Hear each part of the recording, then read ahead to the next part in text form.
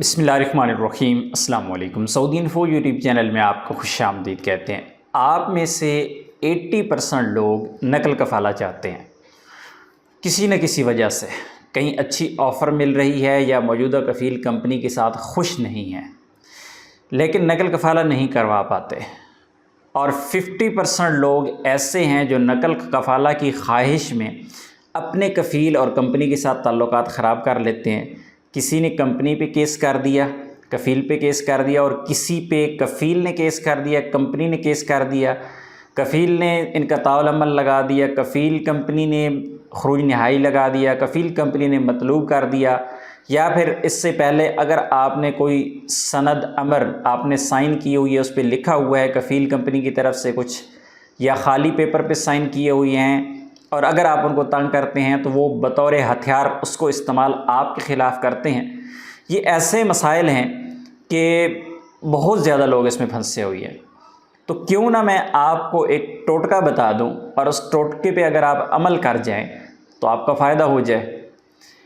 कानून अपनी जगह पे मौजूद है। आज हम कानून से हट के बात करेंगे, क्योंकि जब आप एक कानून का सहारा लेते हैं तो अगला बंदा दूसरे कानून का सहारा ले जाता है, और कानून की जो धींगा मुश्ती है ये ख़त्म नहीं होती।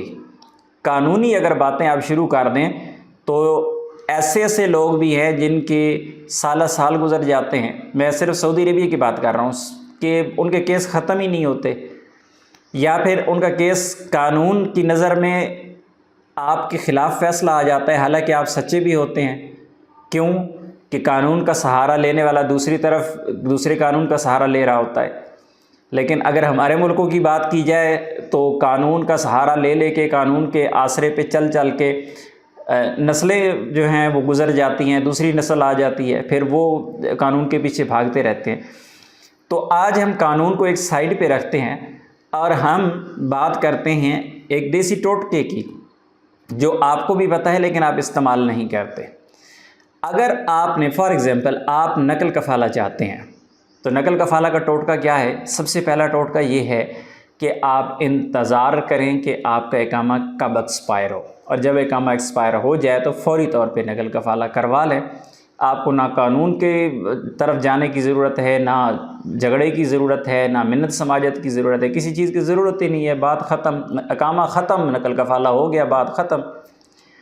और दूसरे कि जब आपका कॉन्ट्रैक्ट ख़त्म होने जा रहा है, अपना कॉन्ट्रैक्ट ख़त्म होने से पहले आप उसको टर्मिनेट कर दें। अपने कॉन्ट्रैक्ट में देखें 30 दिन, 60 दिन या 90 दिन आपके पास बाकी हैं, तो कितना अरसा आपके कॉन्ट्रैक्ट में लिखा हुआ है, कितना अरसा पहले आप उसको टर्मिनेट करेंगे, आप टर्मिनेट करें। कफ़ील कंपनी आपका कुछ भी नहीं कर सकते। इनक़ताउल अमल लगा देंगे, इनक़ताउल अमल के बाद भी आपका नकल कफ़ाला हो जाता है। ख़ुरूज लगा देंगे, ख़ुरूज लगने के बाद भी आपका नकल कफ़ाला हो जाता है, बशर्ते कि आपके पास टाइम होना चाहिए। यानी इनक़ताउल अमल के 60 दिन मिले तो 60 दिन के अंदर नकल कफ़ाला होगा, इससे टाइम ऊपर नहीं जाना चाहिए।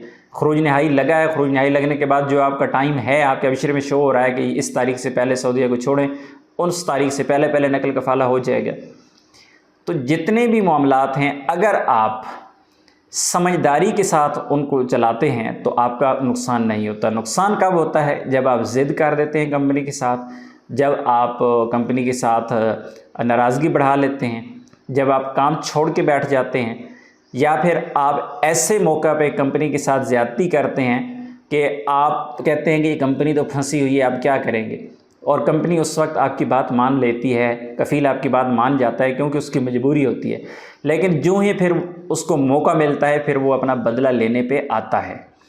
तो अगर आप नकल कफ़ाला के ख्वाहिशमंद हैं, आप ख़ुरूज नहाई जाना चाहते हैं, आप छुट्टी जाना चाहते हैं और कंपनी कफ़ील आपको नहीं दे रहे, तो टोटका सिंपल ये है कि भाई आप चुप कर जाएं और फिर मौके की तलाश में रहें।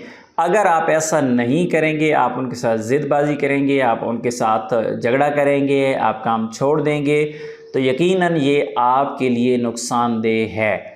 हाँ, अगर आपके ख़िलाफ़ कोई ऐसा काम कफ़ील कंपनी की तरफ से होता है जो ज़्यादती होती है, तो फिर लड़ने के लिए आपके पास कानून होता है। कानून को बतौर हथियार इस्तेमाल करें जब आप मैदान जंग में उतर चुके कि अब कुछ भी हो जाए तो मैंने इसको फेस करना है। लेकिन अक्सरियत लोगों की ऐसी है जो मेरे पास आती है कि वो रोते हैं, धोते हैं, लेकिन करते कुछ नहीं हैं।